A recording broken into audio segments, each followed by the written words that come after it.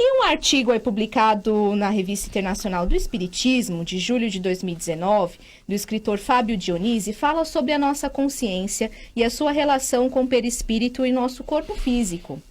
Por psiquismo, nós entendemos que é o conjunto dos fenômenos ou dos processos mentais de um indivíduo consciente ou inconsciente.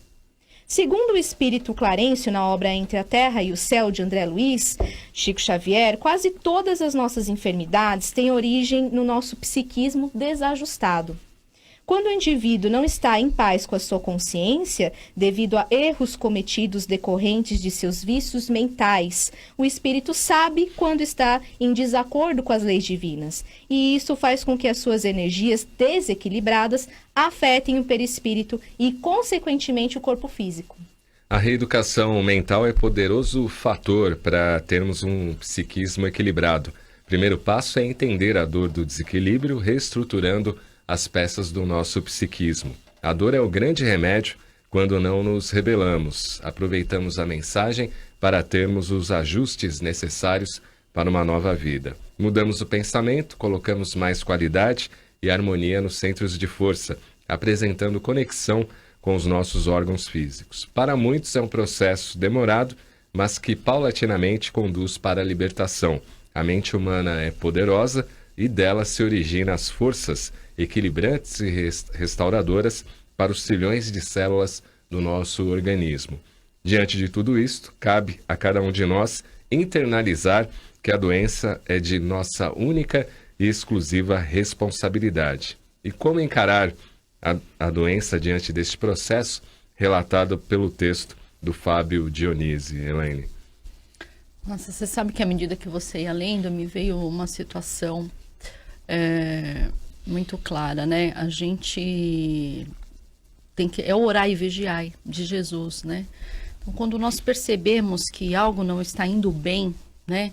Às vezes com monoideias, com tristezas, pequenas coisas que vão acontecendo no nosso cotidiano, que a gente não dá, às vezes, a importância devida, né, Edson? E aquilo vai crescendo. A gente sabe que a doença, realmente, ela primeiro é no emocional, depois vem para o corpo físico. E à medida que você ia lendo, me veio a imagem de Jesus falando do orar e vigiar e falando de quanto que a doença também é um instrumento para o nosso aperfeiçoamento e para o nosso crescimento, né? Então, a gente saber enxergar esses processos de desequilíbrio, a gente ter essa consciência de perceber que alguma coisa já está saindo fora dos trilhos, é muito importante para a gente evitar esses agravamentos. E aí entra o orar e vigiar, né? A gente entrar nessas pilhas, nessas loucuras que a gente vê todo dia, né? Falando do nosso modo de viver hoje, com esse assédio que a gente tem pela internet, pela televisão, essa vida mais corrida, mais dinâmica, muita informação, mudou a forma da gente viver, né? E às vezes a gente não tem um tempo, às vezes, de fazer uma reflexão sobre o nosso próprio comportamento, né? E isso é tão importante, né? Edson? Então, eu penso que a chave para tudo isso é as escolhas que nós fazemos, né? Nós podemos, por exemplo, no mundo escolher ser felizes ou não, ter saúde ou não, estar bem ou não, ser influenciado ou não por determinadas coisas, porque a chave de tudo é o pensamento, né? O texto fala um pouco sobre isso, né? Apesar de que esse texto é meio André Luizista pro meu gosto, tá? Mas vamos deixar isso de lado. Não vamos criar polêmica por enquanto. O que interessa, na verdade, é entender que o pensamento faz parte da nossa natureza e a gente não sabe ou não trabalha isso de forma adequada, né? Se a gente parar para pensar, o espírito se comunica por pensamento. Ele cria as coisas pelo pensamento. No plano espiritual, né? No campo fluídico, as criações são mentais. Os objetos, as roupas, a vestimenta, a forma, tudo é mental. E nós somos espíritos encarnados. Então, só que nós esquecemos que a gente pensa, porque a gente usa para se comunicar, né? A fala. Só que antes de falar, a gente pensa. E nem tudo que a gente pensa, a gente fala. Também tem esse detalhe. O dia que nós entendermos, de fato, o quão importante é o pensamento, pode ter certeza que a gente vai mudar um pouco a forma de viver, aquilo que a gente vai escolher para estar no nosso campo mental. Eu costumo brincar o seguinte: você pode ligar lá a tua TV de manhã, ou assistir o Boa Nova, que nem a gente estamos fazendo um programa aqui, ou então colocar lá nesses programas que ficam passando essas desgraças. Sim. O primeiro impacto. Não Fazendo é? propaganda. Não, é a questão, é aquilo que eu estou falando das escolhas. Quer dizer, o que é que você escolheu trazer para o seu campo mental? Foi você que decidiu ligar e colocar lá, não foi? Sim. Aí você começa a receber um monte de informações que vão afetar o seu psiquismo. Quer queira, quer não queira, porque é difícil você se abstrair.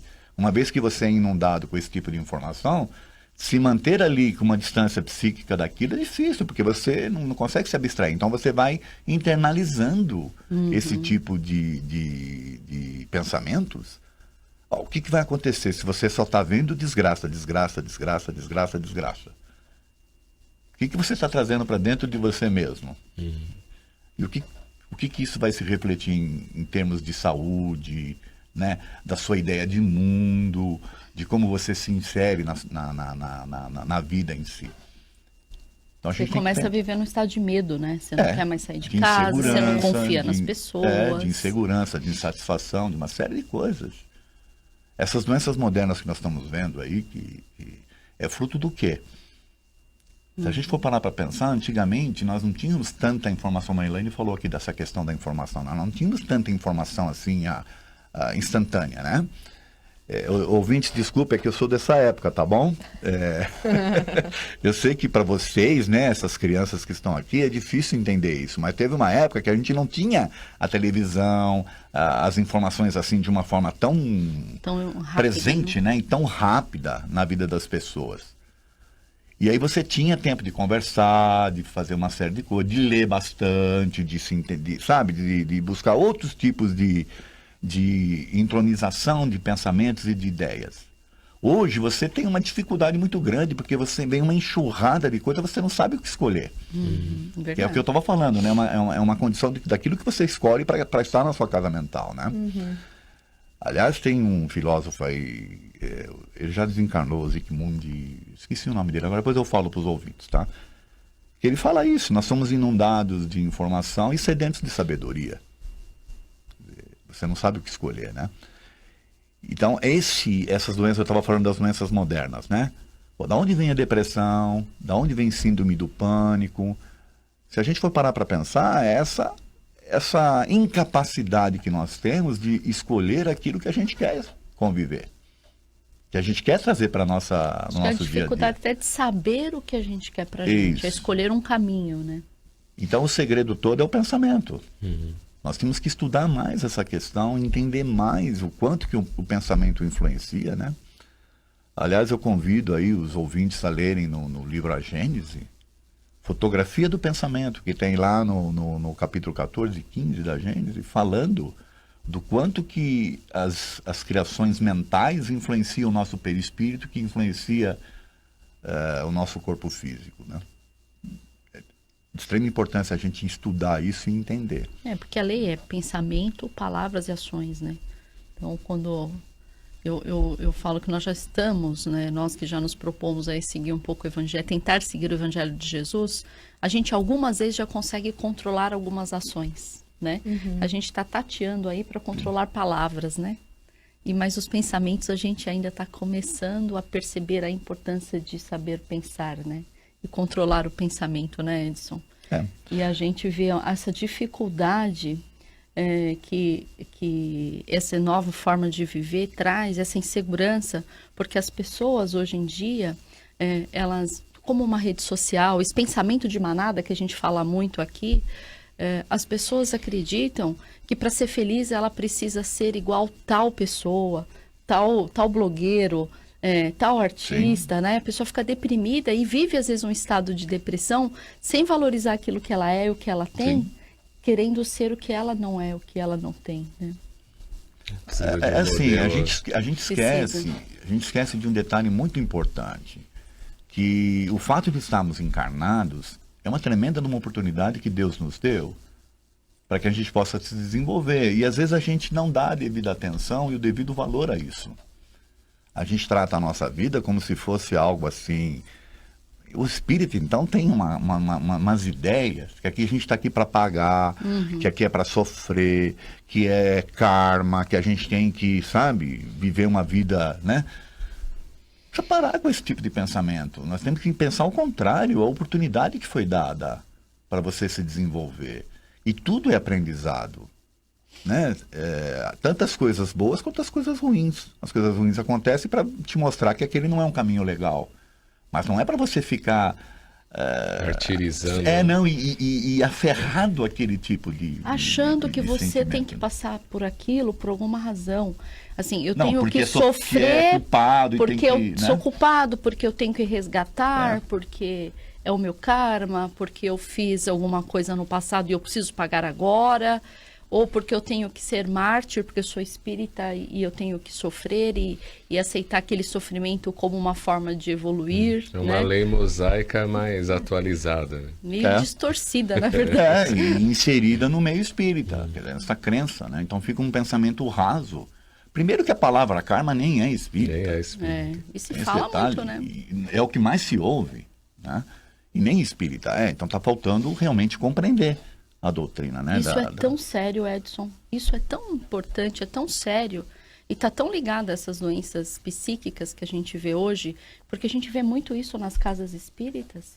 As pessoas chegam nesses estados assim de desequilíbrio e achando que está passando por aquilo, porque precisa passar por aquilo e aceita, né? Ontem mesmo eu estava conversando com uma amiga sobre isso, eu falei, não aceite isso. Deus não quer o nosso sofrimento. A gente não reencarnou para sofrer. É isso? A gente reencarnou para aprender com o sofrimento, Às vezes talvez. Desenvolver, né, Elaine? E se desenvolver, Às vezes evoluir. a pessoa baixa né? a cabeça, né? Fica no conformismo e nós não reencarnamos para sofrer, né? Falo que Deus não abriu a porta do céu, te empurrou e falou, vai lá sofrer. Isso não existe. E a gente tem uma crença equivocada, principalmente o espírita, tem uma dificuldade de sair dessas situações, às vezes, de abuso psicológico, de todo tipo, relacionamentos abusivos, empregos abusivos, várias situações que coloca a pessoa e a pessoa vai adoecendo, porque ela não tem força para sair daquilo, porque ela acha que merece aquilo. Então, aí entra uma situação de autoestima, entra uma situação... Ixi, é bem complexo, né? E tem um outro agravante que entra aí o processo que a gente chama de obsessivo, né? Também tem a influência, né, Edson?